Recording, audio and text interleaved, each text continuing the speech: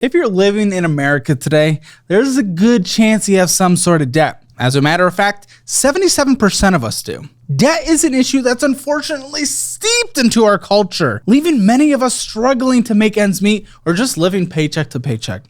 Where's the money, Lebowski? For some of us, we struggle with our debt a bit more than others, buying until our monthly payments are insurmountable. And for me, debt meant that I started my adult life behind the 8 ball. Once I realized that my debt was an issue, my first couple working years was devoted to getting it paid off. This limited my ability to have fun and invest at the level I needed to. And while trying to get out of this debt, I picked up a bunch of tools that helped me get out. Now, the best tools that I had were simply paying off the debt, saving as much as possible, and grinding it out. Everyone should master this first. But there are ways to reduce the amount of debt you owe without paying it off.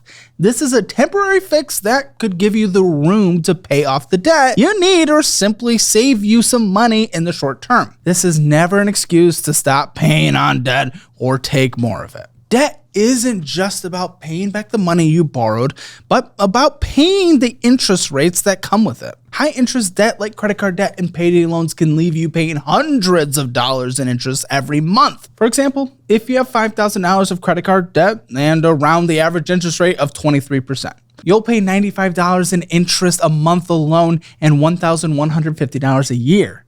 Combine that with a car loan, mortgage, and those monthly interest payments can really add up. By getting relief on our interest rates, we can create some of the much needed breathing room we need to survive. And that's what these methods do. The first option we'll discuss is the 0% interest balance transfer. This is generally done with credit cards through promotional offers. In order to get your business, many credit card companies will offer a promo. They'll let you transfer the balance of your old card to their new one and won't even charge you interest, which is a good deal, right? Well, don't be mistaken. These companies know what they're doing. They know that if you didn't pay it off on that old card, you're probably not going to pay it off on the new card either. They're just going to collect your interest once the 0% offer expires. This can turn into a disaster if you're not committed to paying off your debt, as these cards will sometimes charge you even higher interest rates after the 0% transfer period is over. But if you're committed, this transfer could get you some relief on your payments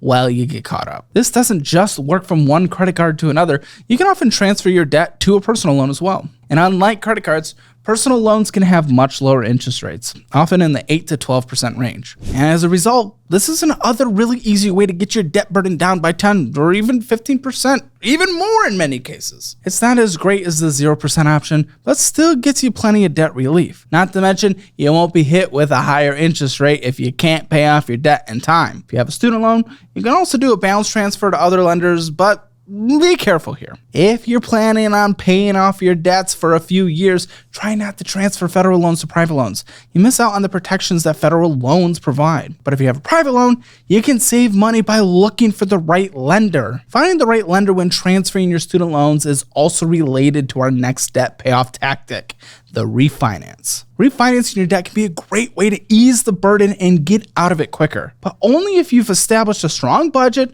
are consistently paying off your debt, and not taking on any new debt. Refinances work in 2 instances. The instances when the interest rates available to you are lower. This most commonly happens when you've made significant progress paying off your debt or when overall interest rates are lowered. Paying off your debt increases your credit score, and when you have a higher credit score, the banks often charge you lower interest rates. You might also know that the Federal Reserve will raise and lower what they call the federal funds rate in order to control inflation or maximize employment. When the federal funds rate is lower, then interest rates generally go lower. So pay attention to the news. You'll often see the talks of the Fed lowering interest rates or raising them.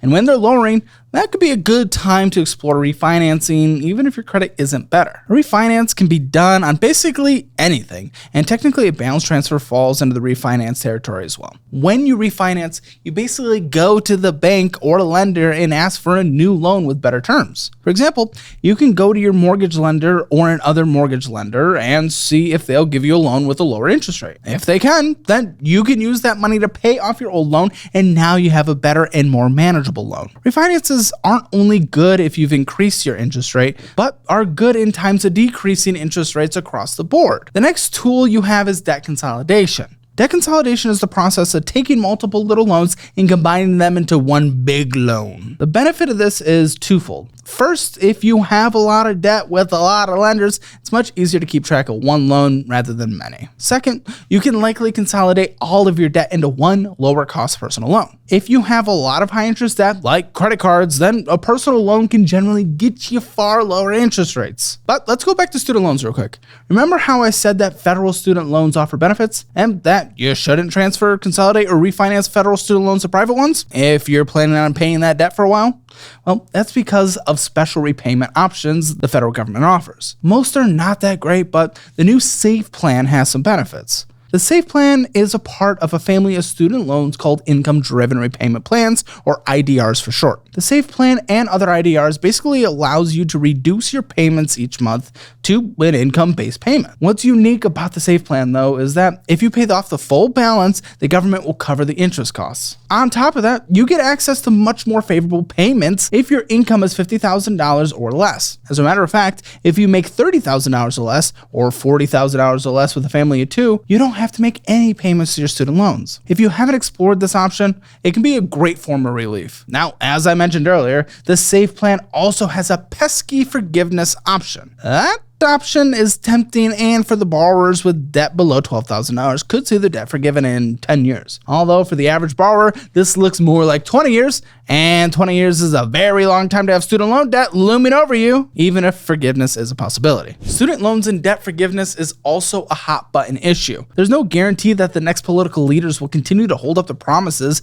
and you'll just end up with debt for longer. One more option is to try to negotiate with debt collectors and creditors. At the end of the day, everyone just wants to be paid back the money they are owed. And if you're unable to pay that back right now, be honest with your lenders. Call them and explain your situation candidly. They'll want to work with you to get as much back as they possibly can.